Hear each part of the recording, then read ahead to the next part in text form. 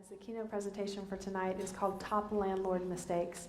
And I'll tell you that some of these are mistakes that Phil and I have personally made, and some of these are mistakes that other investors, we've seen them make, and some of these are mistakes that we've gotten from talking to property managers who have said, yeah, this is what I see investors mess up on all the time.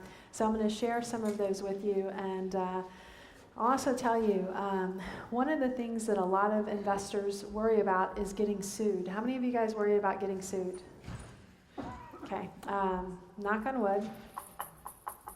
I've only been sued one time as a real estate investor, and I've been investing full-time since 2004, and I've invested part-time before then, but the one time that I got sued, it was because my property manager violated one of the 3 P's of property management. What are the 3 P's of property management?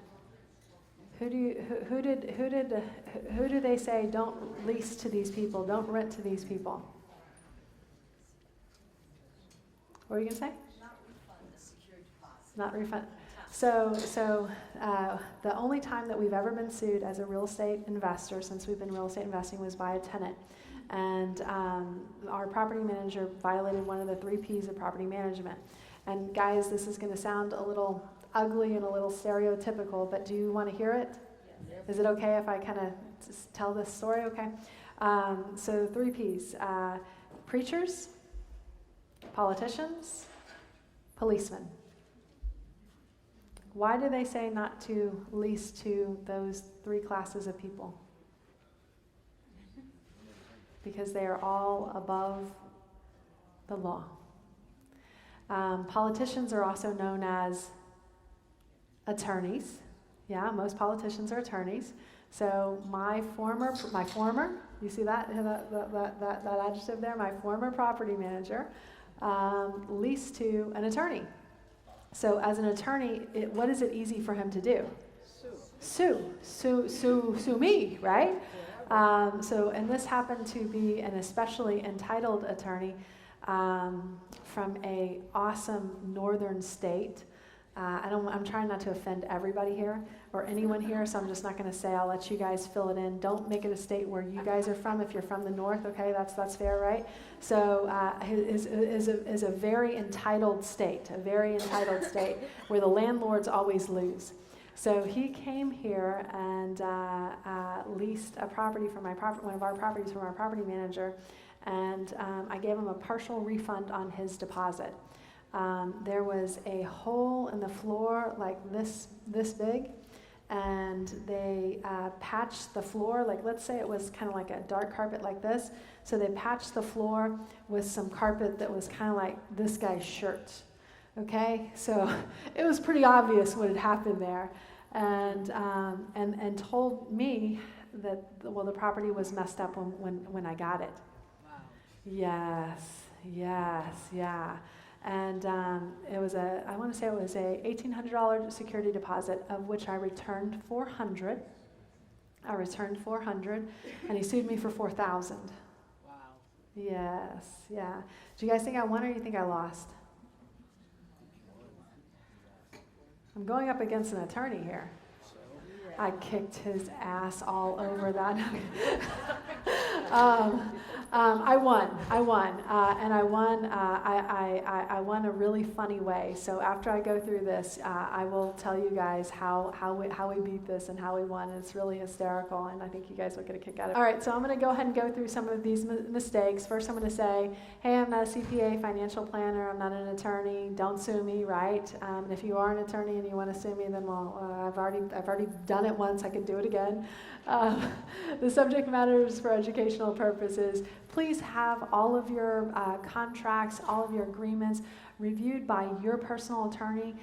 What is okay for me, what my objective is, may not be the same as yours. So some of the description that I give for things that I've done, you guys may not want to do it. It may not apply to you, and I want someone to be advising you who really understands your financial background, your financial situation, and not to just copy mine. My stories were going to be real, my stories are going to be honest, and my stories will help you, but they may not all apply to you in the same way. So please take that very seriously. And then what I want to say in general about rental properties is there are good things about owning rental properties and there are bad things about owning rental properties. In fact, one of the things that we tell investors to use as one of their marketing strategies is to market to landlords, right? Because at some point, a lot of landlords who thought my cash flow is going to be this and their cash flow turned out to be something less than this, right? Sometimes they get sick and tired of being landlords. So they're definitely a good group of people to market to, because sometimes you can get deals off of those people, especially if they leave your carpet that looks like this, looking like something like that afterwards. So a good way to pick up rental properties and fix and flips is from other landlords. But people get tired sometimes of being a landlord. But I can promise you, if you hold still and hold out and wait for the market to do what the market has always done, and if you manage your properties well, then nothing will affect your financial future more than the properties that you buy and hold for wealth. Because this is your balance sheet at the end of the day. This is what you're going to end up retiring on, and this is what has made us personally wealthy. And I'll tell you a little bit about that story too. So let's talk a little bit about some of the items we're going to bring up tonight and help you guys with if you're thinking about being a landlord or if you already are a landlord.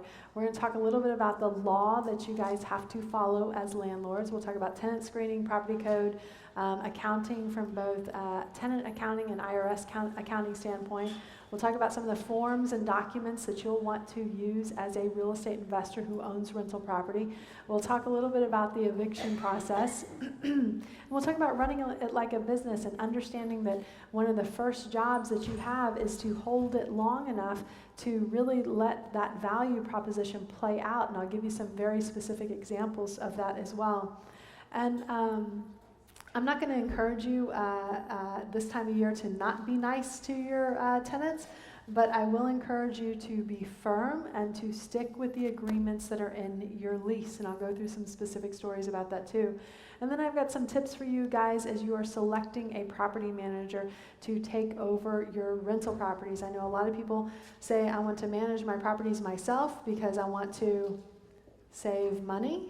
Right? But if you are not familiar with all of the items in the Texas Property Code, you may not be saving yourself money, you may be costing yourself money.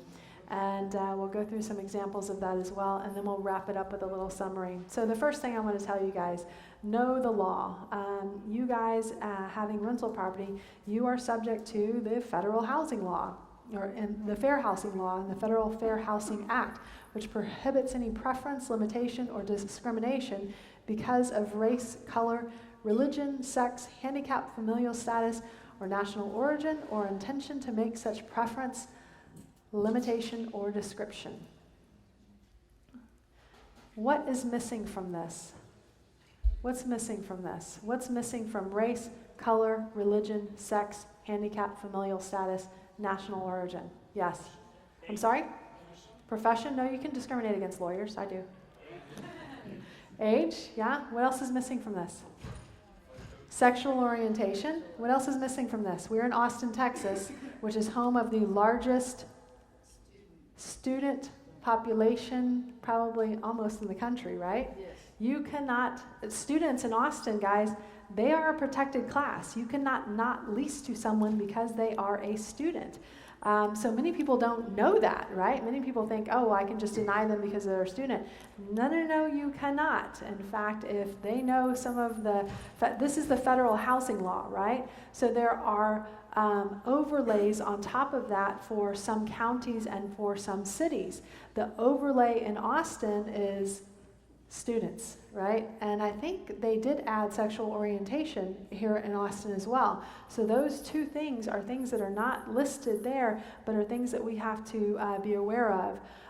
You also have to be careful when you're describing particular attributes or amenities of the properties. You shouldn't be saying, and gosh, this is the part where I feel like everything is a third rail. I feel like everyone's looking for something to sue someone on.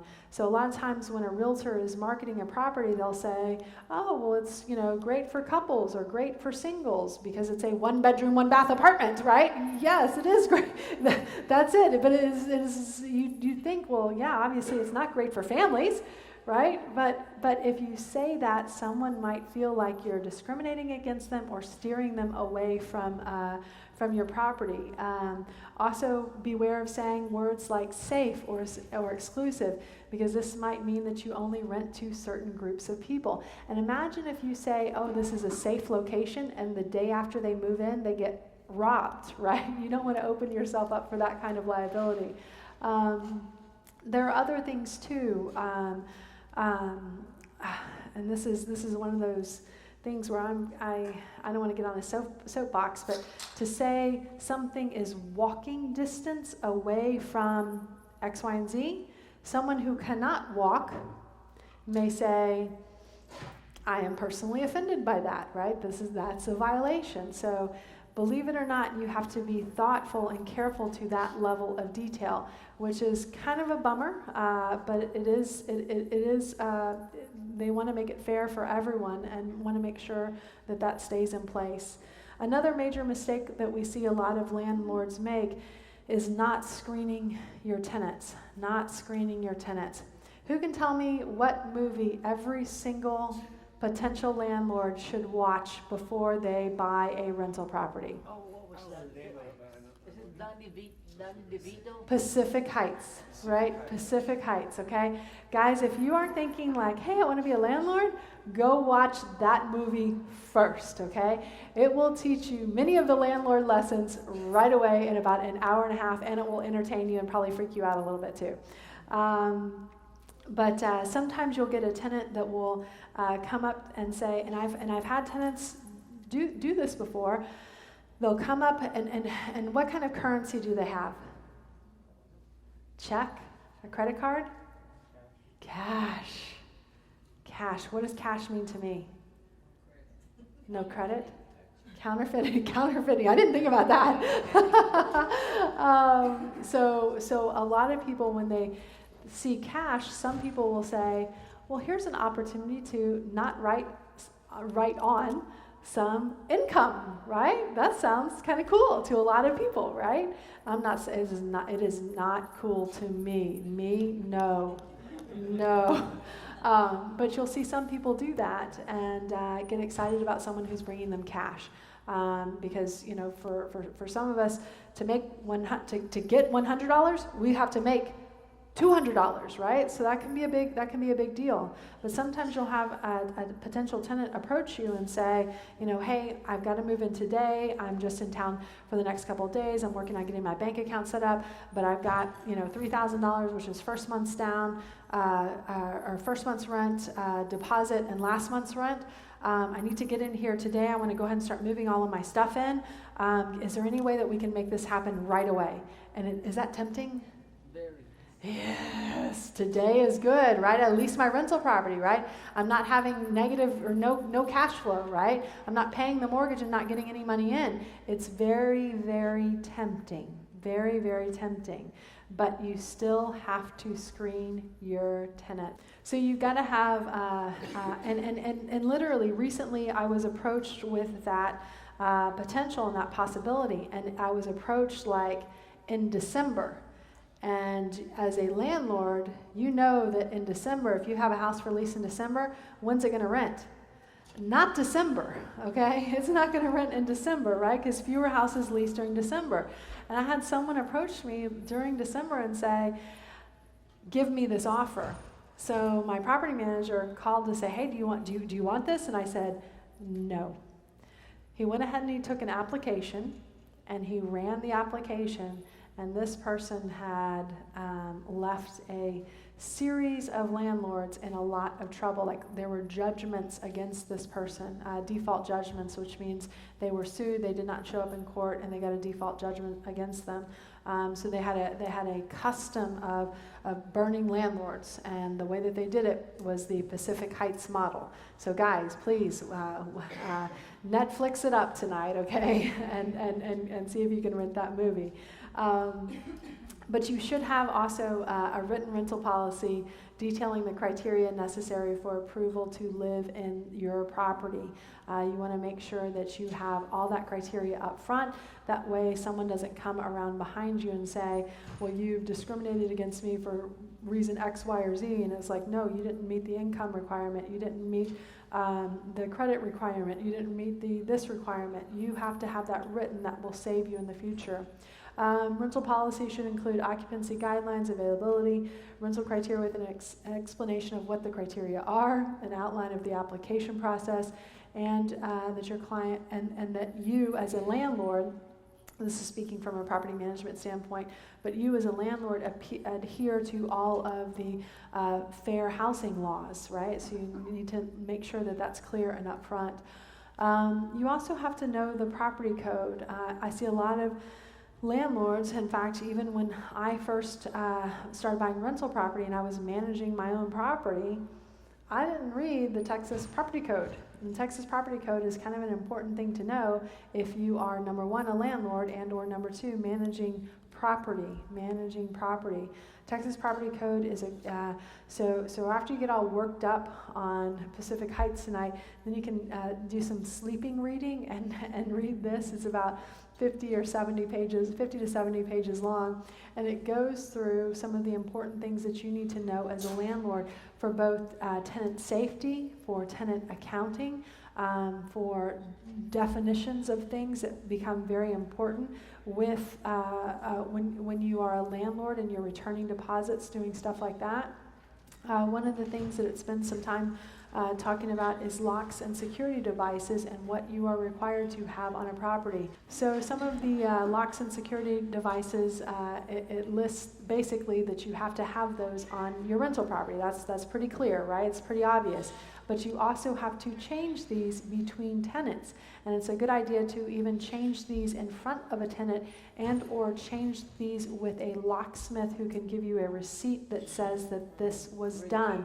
The vendor that we use is Mr. Reiki, and he actually has offices all over Texas, also a member of the Austin RENC. And you've got to get those rekeyed before the new tenant moves in, just to make sure that you keep them safe from anyone else entering that property who has an old key. Sounds pretty obvious, but there have been people who have violated this and and their tenants have gotten hurt as a result of it. So make sure you get that done. Also, as part of the Texas Property Code, it talks about accounting and returning those security deposits. Some of you guys have rentals in this room. How long do you have to return a security deposit after the tenant vacates the property? You have 30 days, right? And then when you return their security deposit, if you're keeping any of that security deposit, what do you also need to furnish that tenant? The list of items that you are deducting for and how much for each item that you're deducting for, that has to get mailed out within that 30-day period, both of those things. So before returning the security deposit, the landlord may deduct from the deposit damages and charges for which the tenant is legally liable under the lease or as a result of breaching the lease. The landlord may not retain any portion of the security deposit due to normal wear and tear on the property.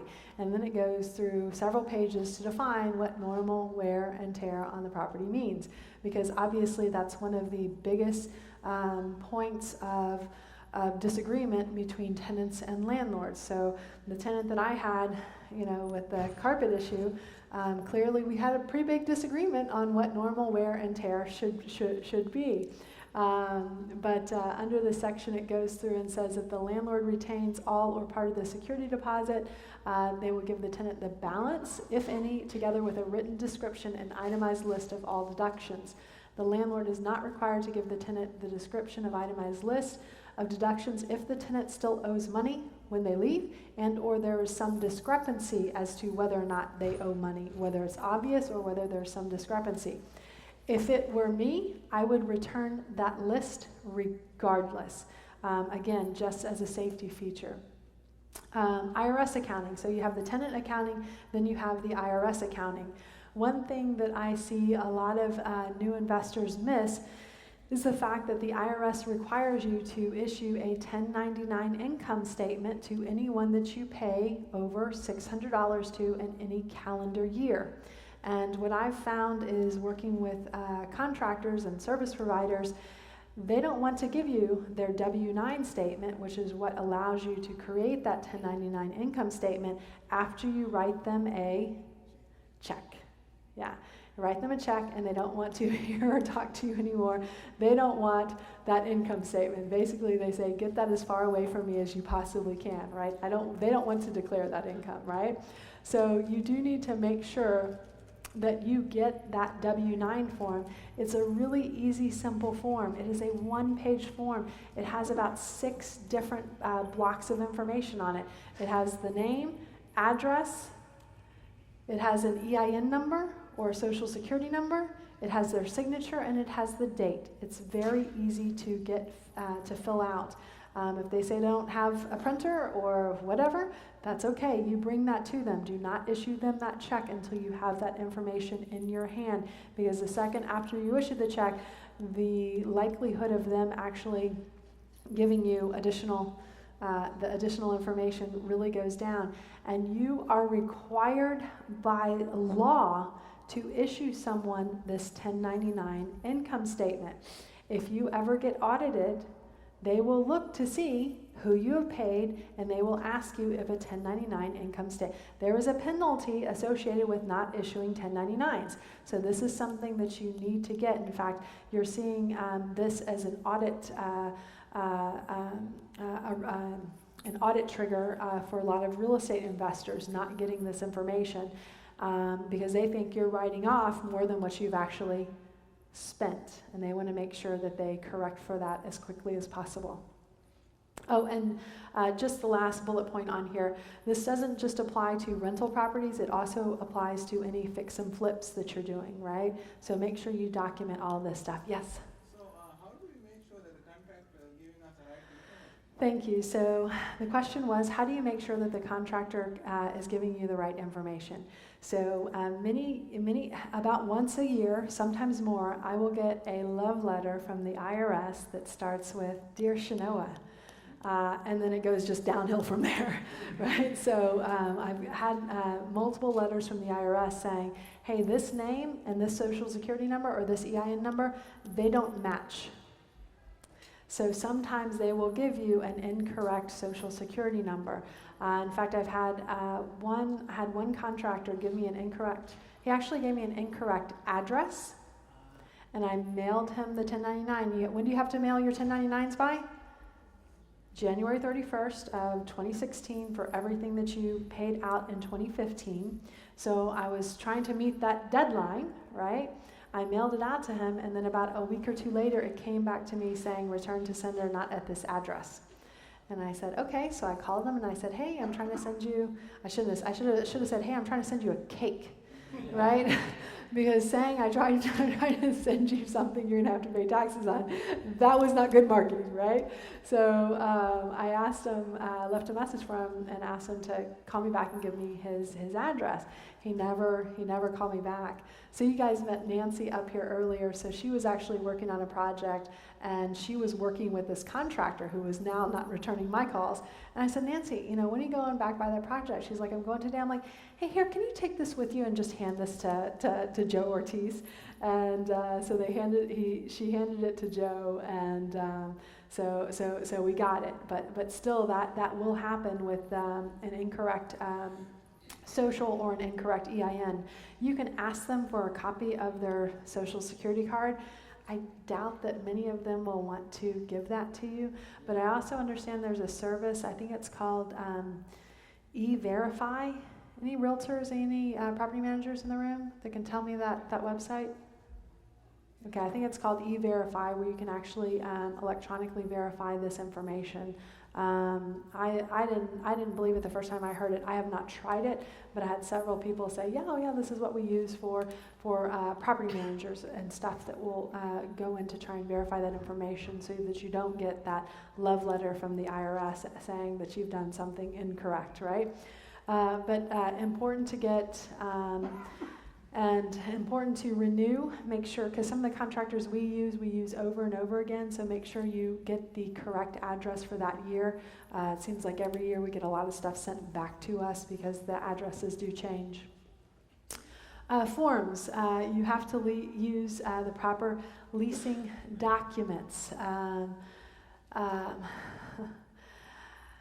highly recommend you use the Texas Association of Realtors form, the TAR forms.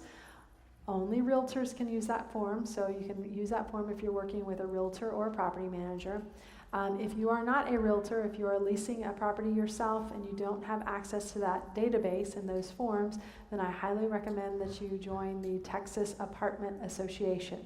The TAA. You can get leases from the TAA. You don't have to be a realtor. You do not have to own an apartment, okay? It can be for a regular single-family home, too.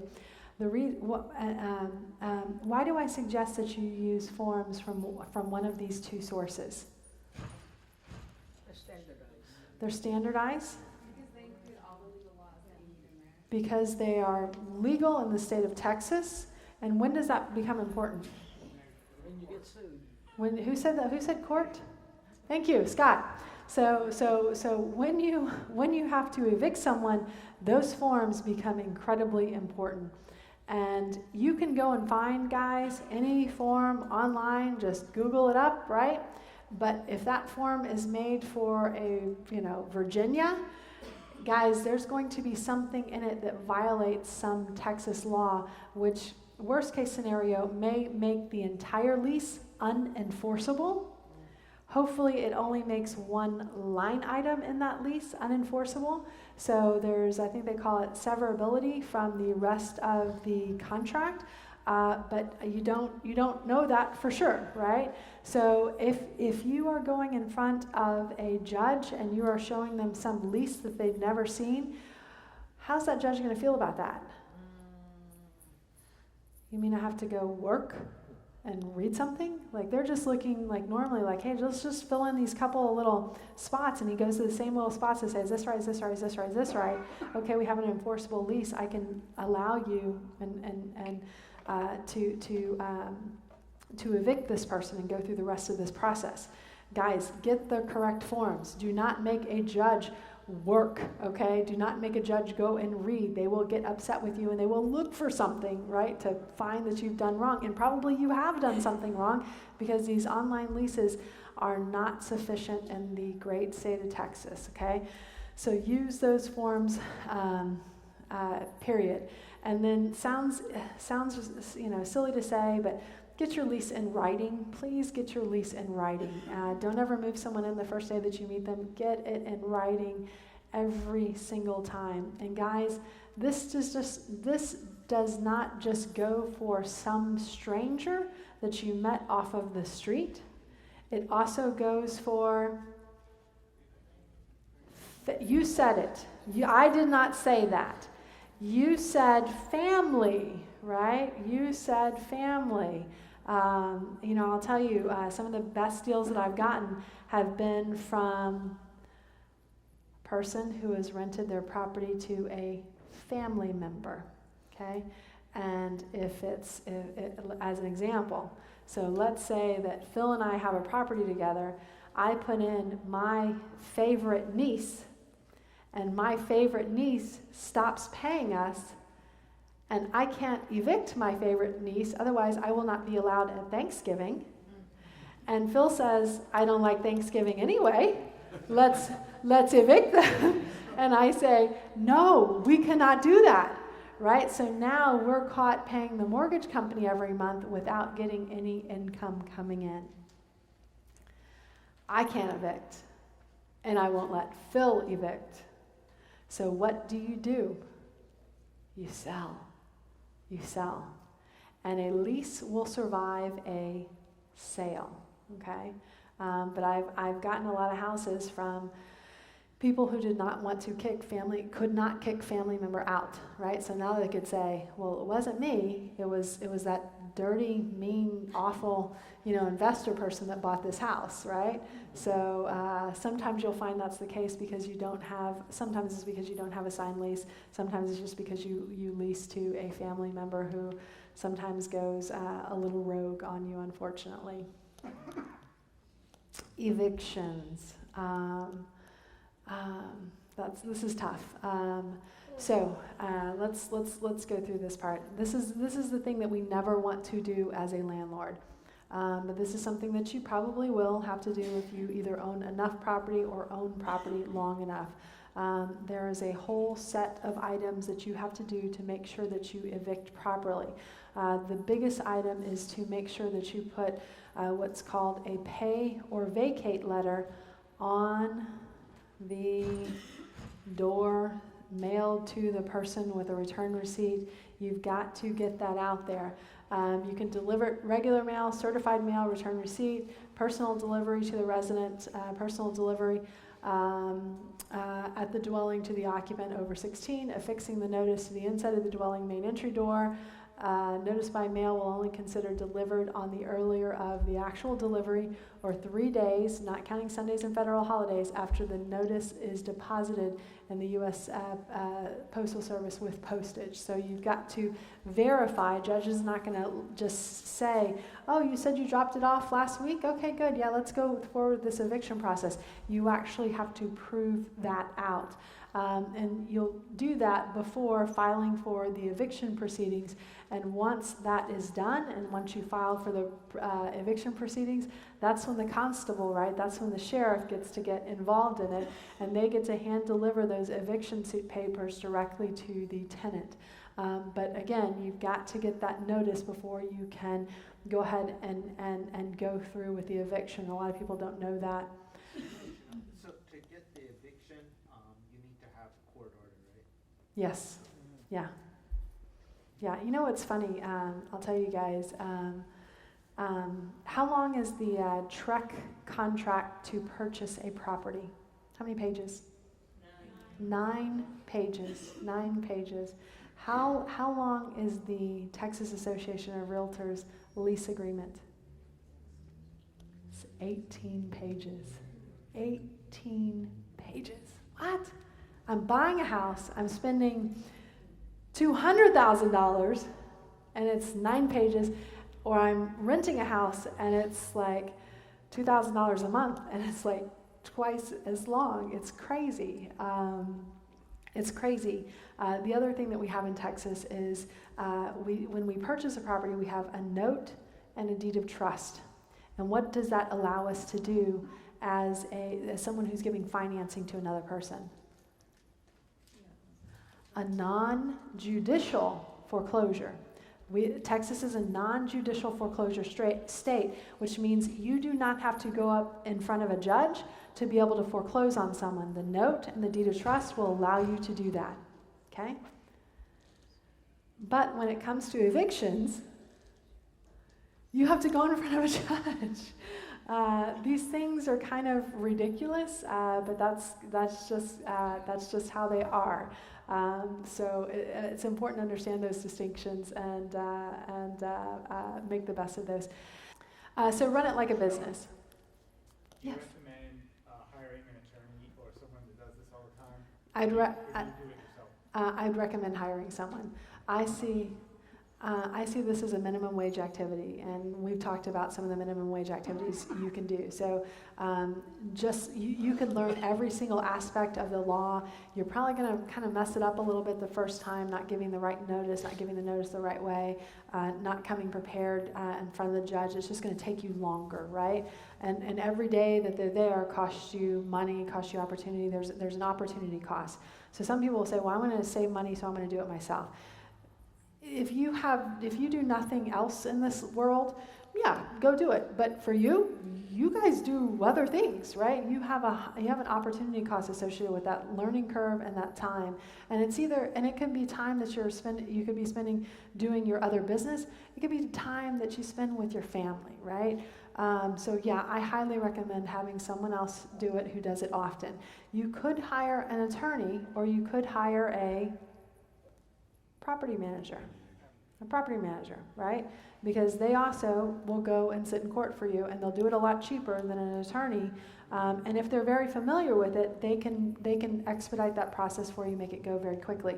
But make sure that they have done those evictions before. Make sure that they have stood up in court before.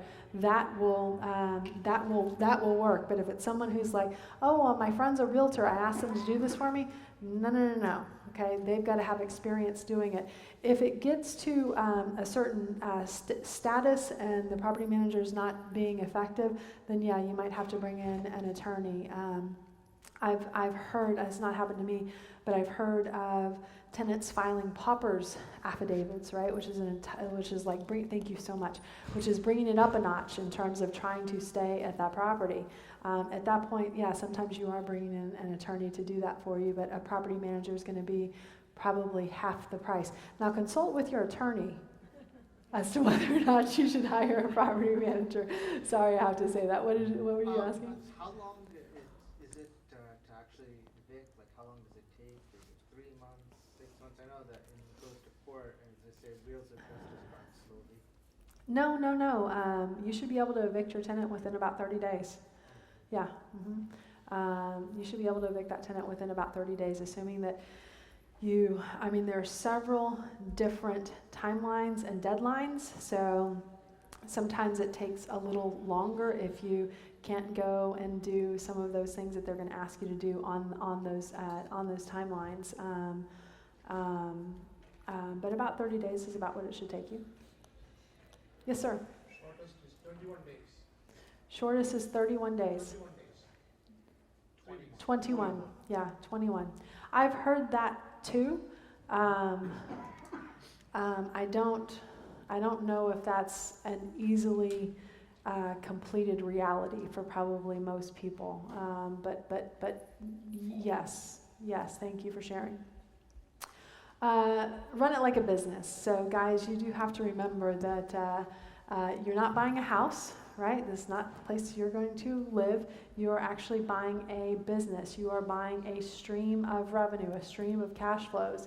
You'll get income in the form of rents. You'll have expenses such as property taxes, insurance, HOA dues, repairs, utilities.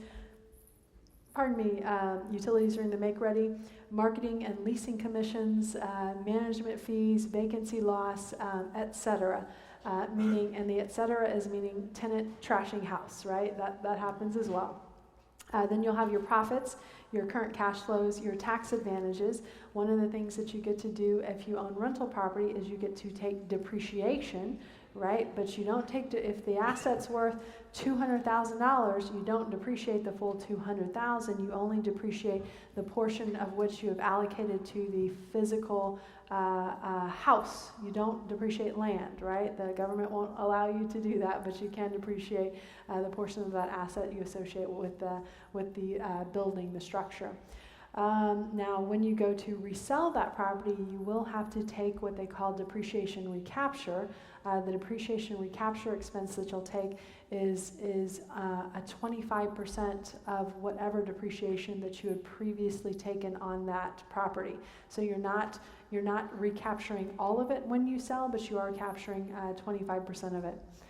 You'll also have, as you own the property, a principal reduction, because every month you make a payment, you're going to be paying down the mortgage. And then if you are in the great state of Texas, especially if you are in Austin, Texas, and you bought that property, the average property in 2010 and 2015, that property is worth $65,000. In 2015, that property is now worth $65,000 for the median, on average. Can you say that? But so you will have some appreciation, especially if you hold that property long enough. And I want you guys to understand that, and I think you all do, but you have to run it like a business, and you have to understand the numbers. Guys, there will be vacancies. I see a lot of real estate investors who say, I want to get rental property, and they figure it like this. They say, okay, well, my monthly mortgage is $1,200 a month, and my monthly rent is $1,500 a month, so I'm making $300 a month or $3,600 a year. Yes. No. In fact, no, right? There are things that happen to you as a landlord, right, that you don't necessarily expect. And then there are other costs as well that you have to consider. Vacancies are definitely one. I gave the example of having a rental property that goes vacant in December, right? That property may be vacant all the way through March, or God forbid, May. That's 5 months where you're making payments and you're not getting anything back. Guys, if you are signing a lease in December, number one, count your lucky stars. Number two, make sure it is a 18-month lease. An 18-month lease. That way, when it comes vacant again, it's in the summertime, right? When everyone's leaving. The same distribution curve that happens for people who are selling houses, January, February, March, April, May, June, July, August, September, no man's land. Same thing happens for rental properties, okay? Same thing happens for rental properties. So sign an 18-month lease, right? To make sure that you're not put in a situation where you got to try and lease that property again in December. There will be management fees. I highly recommend you guys get a property manager. They will know all of the rules and regulations and everything else way better than you will, and probably more than what you necessarily want to know. Tenants, there will be tenants that destroy properties, so make sure you have sufficient cash reserves. We see a lot of landlords fail because they do the math, very simple math, $1,200 a month payment, $1,500 a month in rent, $300 a month in cash flow, and $3,600 can disappear in one air conditioning unit. $3,600 can disappear in maybe painting a house or carpeting a house, or $3,600 can disappear just being off, not having rent for 3 months. Okay, and are these pretty typical scenarios? They happen all of the time. They happen all of the time. So make sure you have sufficient cash reserves. Again, this is one of the reasons why we say marketing to non-owner occupants, landlords, can be very effective, because a lot of people don't run this like a business. A lot of people don't know the numbers, and a lot of people don't plan for these types of issues coming up. As an example, on this particular property, it has a purchase price of $150,000. You get a loan amount for $112,500 because you put a big down payment, $37,500 down, 25%. Your closing costs on top of that, $3,000. Your total cash invested just over $40,000. Your annual potential rents, $17,400 over a period of a year. Annual, yes, yeah. And then you'll have an 8% that you should take for vacancy, okay, because there will be vacancies. After that, your net collected rents, about $1,600. You'll have management fees, maintenance and operations, property taxes, insurance, etc., which brings your net operating income down to just under $8,700. You'll have your annual PI payment, principal and interest. So your estimated cash flows, $1,000. You will pay down your principal about $1,500 in that first year, about $100 or so a month. It's not very much of your monthly payment. And then hopefully you'll have some appreciation. This is estimated at 2%, which is incredibly conservative, especially for this market. The average appreciation in Texas over the last 40 years has been about 5.5%, pretty much very consistently. This is your year one projected return on your investment, $5,500. This is your year one return as a percent, 13.65%. But you notice, remember, we started up here with $1,700 a month in rent. That $1,700 a month in rent very quickly came really far down because of understanding how these numbers work and planning for these numbers to come in and potentially affect you. I mean, you could be one of those landlords who gets that tenant that stays for 5 years. I've heard of that person. And they also were the ones who got to spot Sasquatch, right? It's rare. You know, you had one. Okay. But it's rare in the grand scheme of things. The other thing I see real estate investors not do is not plan to hold that property long enough. We said the appreciation in Austin from 2010 to 2015, $65,000, right? That was over 5 years. The prior 5 years didn't have very much appreciation at all. It felt like you were just like sitting in quicksand, okay? So you have to wait long enough, and you have to wait through market cycles. If you buy here and the market goes up to here, yeah, you could sell it in 5 years or so.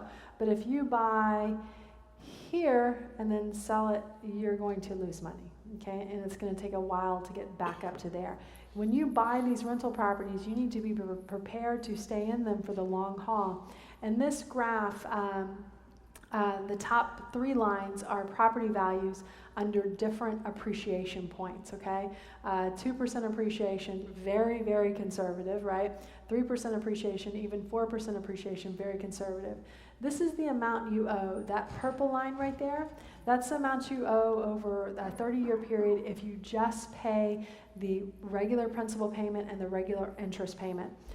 The blue line is if you add $100 a month to pay down your principal every month in your payment. I don't necessarily recommend it, but just kind of giving you some idea of what it looks like. And then this one is if you make a $200 extra a month payment, which basically has you paying it down after 20 years instead of 30 years. But are you starting to see that some of this magic really starts to happen right in here? Right? This is year 20. I mean, there's magic that happens in year 10 too, but there's not a whole lot of magic going on right there. And the magic is where we make money as a real estate investor. So plan to hold these properties for a long term. Who in here has had a property that they bought maybe for a homestead, and then they decided, oh, I'm going to move, and then they went back and drove by that property and were like, holy wow. That property's gone up in value like $100,000 since I sold it like 3 or 4 years ago. That is not a cool day. And on all those times you do that, you're like, man, I just wish I would have held it a little bit longer. I wish I would have just held it a little bit longer. The magic happens holding it longer. My mom wanted me to start getting interested in real estate investing in 1994, actually before then. My great-grandparents were real estate investors. My grandmother was a real estate investor. My mom still owns 9 doors to this day. When I was in college, she said, hey, you gotta live somewhere. Let's buy a house. So in 1994, we bought a house in Travis Heights for $105,000, okay? This past year, the house directly across the street from us sold for $950,000. Wow.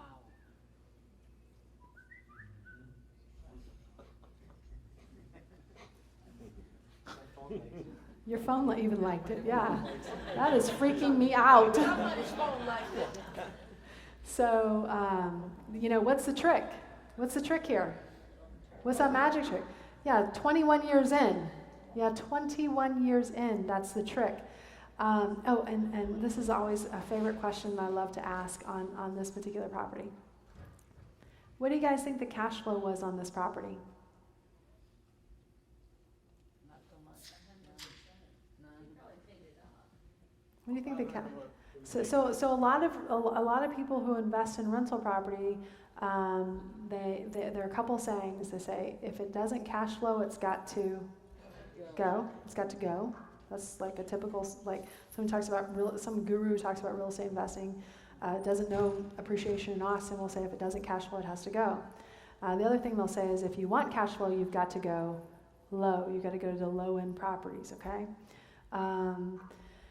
This property was not a cash flowing property. But so whenever I ask that question, because so many people are like, cash flow is all I want to hear about, cash flow, cash flow, cash flow. And like they'll get in arguments with me and I'll bring up this example. Oh, by the way, guys, is it okay if I get like really real and kind of say what's in my mind and in my heart and in my soul? Is that okay? Okay, for half of you. Okay, the rest, I'm going to apologize in advance. So a lot of times you'll hear me, a lot of times when I've told this story, I've asked the question, well, this property went from $100,000 to $950,000, $850,000 in equity there, right? And I always ask the question, what do you think the cash flow was? And people start guessing and throwing out all these ideas. And then I say, who gives a shit? Right? Who gives a shit? $850,000. Who cares, right? If it was flat for 21 years, who cares, right? The bet on that property was not to have $100 or $200 or $300 a month in cash flow. The bet on that property was the appreciation. And that's the problem. You see a lot of short-term thinking, like, I just want income. You want wealth. Do all these things over here, non-rental property stuff, do all these things over here to generate income, your fix and flips, your wholesales, everything else you want to do as a real estate investor.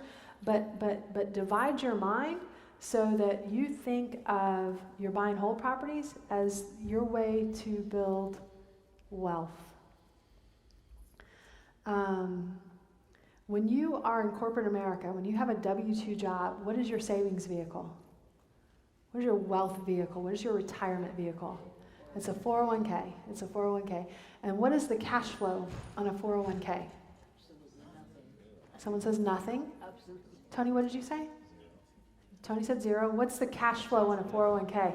Actually, it is negative. It is negative. So why is it okay when we are in corporate America to say, I'm going to invest in my future and my retirement, and I'm okay that the cash flow on that thing is negative? What happens to all of us in this room when we drink whatever Kool-Aid someone's selling? Right, I really have to take a drink. Guys, what happens when you become a real estate investor and then you start saying stuff about your rental property, if it doesn't cash flow, it has to? Yeah. What? Silly. It's silly. But that's what a lot of people think. If it doesn't cash flow and it doesn't appreciate, yeah, that thing does have to go, right? That does have to go, right? But don't just approach it with that singular focus. Guys, you don't, if you're a real estate investor, you're getting income. You're getting more than enough income. Just like if you're working a W-2 job, you're getting more than enough income. You reinvest in your future. Guys, I think about my investing over here. I think about my wealth and my rental property over here. I don't care if I have I don't even care if I don't want negative cash flow. That still does bother me. But I don't want it. But if it's appreciating and it's something that I can offset against my other income because I'm a real estate professional and I can offset those things, I'm good. I'm okay. But you have to think about it differently. One of the properties that we bought it from a PhD. He was a professor at Texas State University, and he had a property that was negative cash flowing $100 a month, and it was driving him crazy. So he said, I want to sell this property. And the wife became very familiar and loved the tenant that was there. They could not raise the rents, okay? This $100 a month negative cash flow was killing this professor, this smart guy, okay? This property was appreciating at, on average, somewhere between 5 and 10% a year. I bought that property from him, Phil and I bought that property from him subject to the existing financing. We were more than happy to take the $100 a month negative cash flow. In fact, all day long. And I even agreed at the time that we purchased the property that we would sign a new lease with that tenant to have her there at the exact same rent for the next 2 years. Why did I do that? Number one, I want to close that deal. And that's how I was going to really make him feel good about it too. Number two, what's number two? Appreciation, yeah, I'm fine. Yeah, it's appreciating. I'm good. What's number 3? Who cares? Tony's like, stop talking. You know. I know. What's number 3? The tenant. What's number 4? No vacancies. That means I don't have to do a make ready, right? Is that valuable to me? Yes. Yeah, I put in a $500 new stove. That's all I did. And that tenant stayed there for 2 years while that property was appreciating at way more than the negative $100 a month that I was losing, okay? Think about these things differently, right? Turn off that guru who spoke to you at some real estate, whatever, who told you if it doesn't cash flow, it's got to go. In Austin, Texas, cash flow plus Austin, Texas is kind of an oxymoron, right? That stuff does not happen here unless you're putting down a significant down payment. In Dallas, it happens. In Houston, it happens. In San Antonio, it happens like crazy. But in Austin, it doesn't happen at the same rate. But what does happen here more than any of those other places is appreciation. Yes, yes. Give us your opinion of the next area that would be Travis Heights. Yes, I can. 78745. So downtown was really hip and cool. West of downtown was really hip and cool. When that became outpaced by affordability, it pushed to Travis Heights. When that became outpaced by affordability, it pushed to Bolden. When that became outpaced by affordability, it pushed just south of Old Torf. Right now, the big line is Ben White. It will push past, is pushing past Ben White. 78745. So there's 10N, 10 North in the Austin Board of Realtors, how we label our MLS areas. 10N is happening now in terms of appreciation. 10S, which is south of William Cannon, will happen probably in the next 5 to 10 years. And it just kind of goes like this.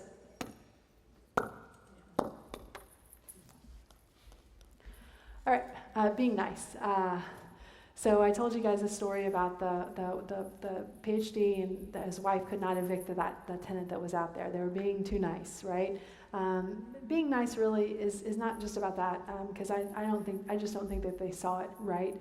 But being nice is not enforcing the lease, okay? You have a contract with someone. In fact, it is an 18-page contract with someone, right? It spells out everything. If that lease is violated, you need to act quickly to make sure that whatever violation is in there, whether it's pets, whether it's not paying on time, whether it's whatever it is, you need to act very quickly. Because being nice many times, and I have been nice, and I have just lost rent longer, right? And the reckoning day still came, it just cost me a little more money. Make these, notice of pay or vacate the first time it happens, because after that, they will know that I got to take this lady serious, and I'm not going to let this slide again. You need to set that precedent, because if you set the precedent that's just the opposite, you will get set up for an issue at some point down the line. And remember, if you're dealing with Wells Fargo, you can't tell Wells Fargo a sob story, right? Wells Fargo does not give anything, right? You still have to pay Wells Fargo at the end of the day. So they're not nice. You don't have to be nice either. So guys, some questions as we wrap up. Some questions to ask a property manager. What types of properties are in your current portfolio? Meaning, are they a real estate investor themselves, right? That's good to know, right? If they do what you do, then you'll know that they'll be able to help you better. How many units do you presently manage? Has your company ever been sued by one of your clients, right? Not a tenant, one of your clients. Where do you recommend tenants buy rental properties? If they say something to you like, oh, well, buy them where all the rental properties are, you know that you probably have some sort of a problem, right? That might be convenient to them because they get to send their handyman out to one spot, but it's not going to be good for you in the long term, because usually the place where all the tenants are, that does not appreciate in value. And at the end of the day, you want these rental properties to make you rich. More questions? Oh, now you wake up. Where do you suggest I buy rental properties? If they say buy them where all the other rental properties are, you know you have a problem, right? They're not advising you correctly. Ask them how often they visit the property. Some property managers never visit the property. Some property managers will actually go in and change the filter once every 3 months or once every month. Do you think that that's a good property manager who will let you know like what's really going on? Yeah, absolutely, yes. Ask them if there are any upfront fees as you sign the lease.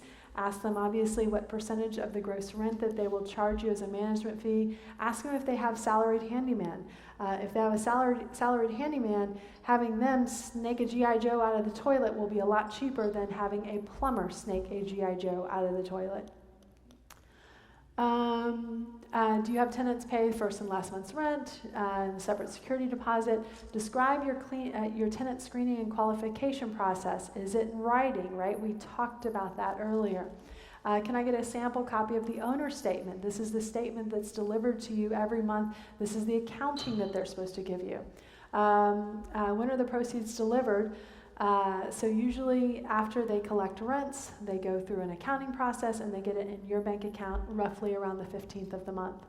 Experience tips, we never raise the rent for a tenant because we don't want them to move out, because we know if they move out, then we are going to have to do a make ready, then we're going to have to pay a release fee, and we're going to have to be doing all this stuff while we're paying the monthly mortgage and while no one is paying us. If you're thinking about raising the rents $100 a month, $1,200 a year, you will burn that. You will burn that so quickly just in the release fee, not to mention the make ready, not to mention everything that, trying to, maybe missing a month and releasing. It's easier and more profitable to keep the current tenant. Guys, when the market's been down, I've actually lowered the rent by $50 a month, because I knew that $600 bonus that I was giving them was going to save me the capital cost to go in and do a make ready for a tenant who's been living there for 6 years, and I know I'm going to go in and do a lot of work to get it ready. So be wise about your decisions. And finally, some of the advantages. For 25% down payment, right, you'll get someone else, the tenant, to pay the rent for you. Uncle Sam will allow you to deduct all operating expenses and depreciate the physical asset, despite the fact that it's probably increasing in value. You get to use leverage. When you purchase, you get a loan. You get the advantage of the amortization cycle, inflation, and compounding appreciation. Lower initial profitability, but will create those streams of passive income if you hold it long enough. And the value of the asset and its income stream have historically outpaced inflation by almost double. So a great thing to be invested in. And guys, I told you that I would tell you my story of our tenant. I'd finish with the tenant that sued us. So we won. And it was easy for them to sue us because they were an attorney and they knew the ins and outs. They knew the system. And we had just done like a $15,000 remodel on this property. So I had all the receipts, and I had my contractor sign an affidavit that they had just done a $15,000 remodel. I also showed the judge all the pictures from when we listed the property in the MLS and when that tenant rented the property, how it looked. And also one of the tenants said, hey, I don't mean to, I don't want to get this guy in trouble, but I also don't want to take the fall for it. It was his dog, the attorney's dog, who chewed a hole in the carpet in the floor this big, and I don't want it to come out of my lease. So then I had my new property manager sign an affidavit saying, this is what the other tenant told me. And then Phil's like, well, go look him up on Facebook, see if you can find anything about him. So I looked him up on Facebook. They had a photo album that was called, and I quote, "My New House in Austin, Texas." Oh, man. So I'm submitting all of this, full pictures of how perfect, and her new house, it was just after they moved in. It looked so good. So I'm submitting all of those original pictures, and then I'm submitting the 50 pictures we took with, they left the house really gross and disgusting. All color, all full page. And I guess that attorney didn't think that I was going to take it that far, but I did. And so he ended up dropping the case. But guys, the 3 P's of property management, you can see how that was a great example. I unknowingly, In the last 2 years, I did lease to a kid whose father was an attorney. And after we returned the rental deposit, his father, who was an attorney, wrote me a nastygram, and I actually had my attorney write him another nastygram back, and that was the end of that. But it's just, sometimes there's a little bit of opportunity to take advantage. Did you guys learn a little bit about managing your rental property tonight? Was it a good meeting? Awesome.